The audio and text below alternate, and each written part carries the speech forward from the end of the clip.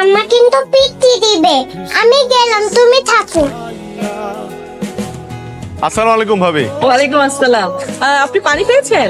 হ্যাঁ, পরে পাইছিলাম। আচ্ছা শুনেন, এখন থেকে যদি পানি না পান আমার বাসায় চলে আসবেন। আমার বাথরুমে বড় ড্রাম ভর্তি করে পানি ধরে রাখেন, আরামসে শাওয়ার নিতে।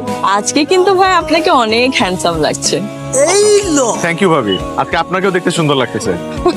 কি যে বলেন ভাই, আমি যাই। বাবা, তুমি এই আন্টির সাথে কথা বলছো কেন? নানা তোমাকে এই আন্টির সাথে কথা বলতে নিষেধ করেছে।